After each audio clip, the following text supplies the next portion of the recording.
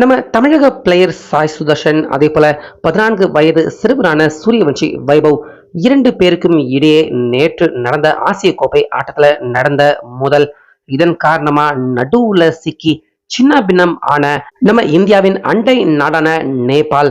So ஓவராலா கடைசி ஓவர்ல என்ன நடக்க போகுது அப்படின்னு உச்சக்கட்ட த்ரில்லர் டென்ஷன் பிபி எல்லாத்தையுமே எகிர விட்டு கடைசியா சூரியவன்ஷி வைபவ் அதே போல நம்ம தமிழக பிளேயர் சாய் சுதர்ஷன் ரெண்டு பேருமே சேர்ந்து மிக பிரம்மாண்டமான ஒரு சம்பவத்தை நேபாள் அணிக்கு எதிராக நேற்று நடந்த ஆசிய கோப்பை மேட்ச்ல நிகழ்த்திருக்காங்க.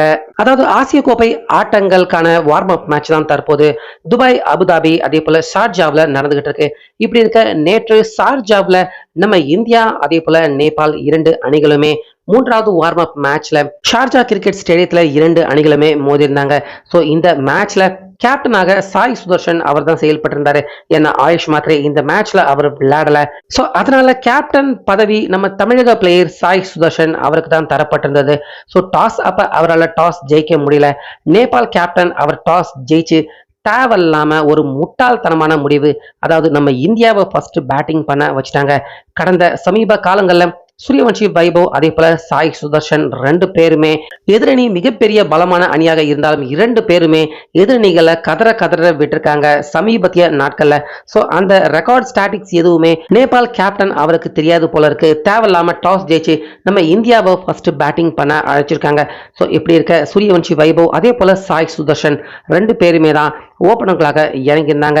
இப்படி இருக்க துவக்கத்துல இருந்தே சாய் சுதர்ஷன் அதே போல வைபவ் ரெண்டு பேருக்குமே ஒரு விஷயத்துல மிகப்பெரிய பிரச்சனை அப்படின்னு தான் சொல்லணும்.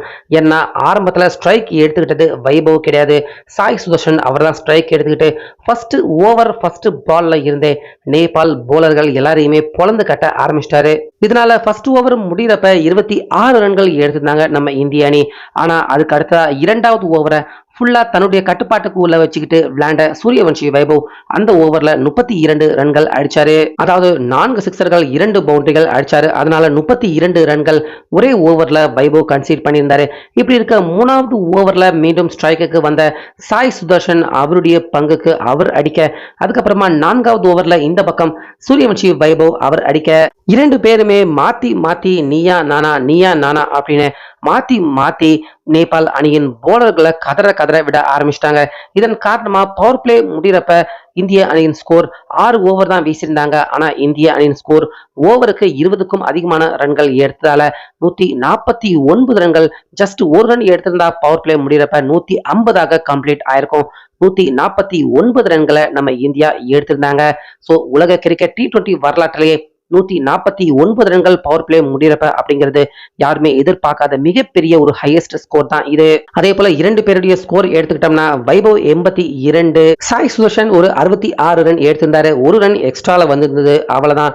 ஸோ தொடர்ந்து இரண்டு பேருமே அபாரமா விளையாண்டாங்க.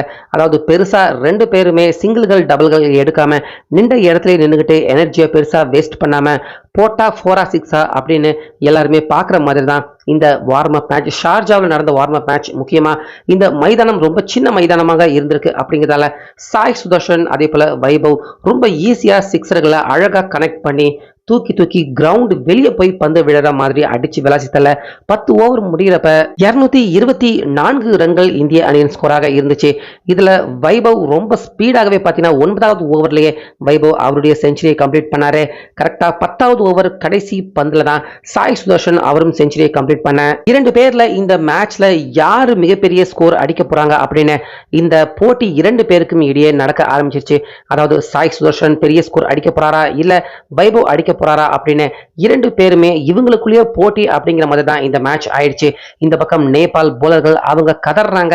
அவங்களால யார் பந்து போட்டாலுமே இவங்க இரண்டு பேரால கட்டுப்படுத்த முடியல.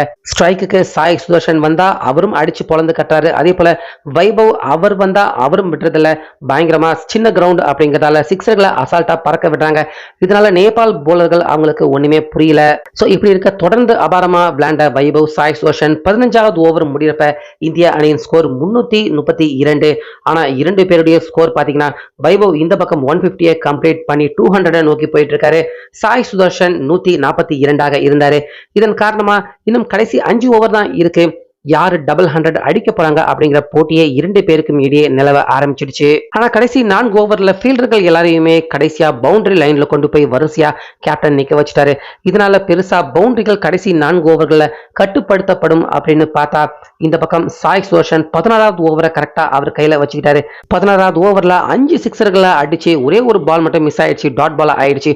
5 சிக்ஸர்களை சாய் சுதர்ஷன் பறக்க விட அதுக்கப்புறமா 17வது ஓவர்ல இந்த பக்கம் வந்த சூரியவன்ஷி வைபவ், நீ மட்டும்தான் நேபாள பொழந்து கட்டுவியா, நானும் அடிக்கிறேன் பாருடா அப்படின்னு ஏற்கனவே 16 சிக்ஸர்கள் அடிச்சிருந்த வைபவ் அது கூட இன்னொரு 5 சிக்ஸர்கள் அடிச்சு கடைசி பால் 4. ஸோ ஆக மொத்தம் 2 பேருமே நீயா நானா அப்படின்னு மாத்தி மாத்தி நேபாள் அணியை பொழந்து கட்ட ஆரம்பிக்க கடைசி ஓவர்ல சூரியவன்ஷி வைபவ் 196 ரன்களோட இருந்தாரு. இந்த பக்கம் சாய் சுதர்ஷன் 184. இப்படி இருக்க வைபவ் அவரால் மட்டும்தான் டபுள் 100 அடிக்க முடியும், சாய் சுதர்ஷன் அவரால் டபுள் 100 அடிக்க முடியாது அப்படிங்கிற நிலைமையில தான் இருந்துச்சு.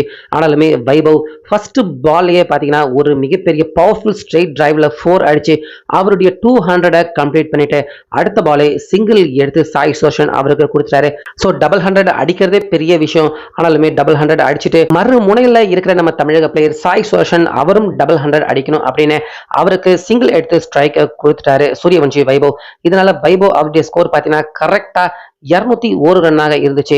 இப்படி இருக்க 4 பந்துக்கு 16 ரன் எடுக்கணும் சாய் சுதர்ஷன். இப்படி இருக்க வைபவ் டபுள் 100 அடிச்சிட்டாரு. இந்த பக்கம் சாய் சுதர்ஷன் அவரும் டபுள் 100 அடிப்பாரா அப்படிங்கிற மிகப்பெரிய எதிர்பார்ப்பு, டென்ஷன், பிபி எல்லாமே இந்த வார்ம் அப் மேட்சை பார்க்குற எல்லாருக்குமே நிச்சயமாக பயங்கரமாக ஏற்பட்டுச்சு.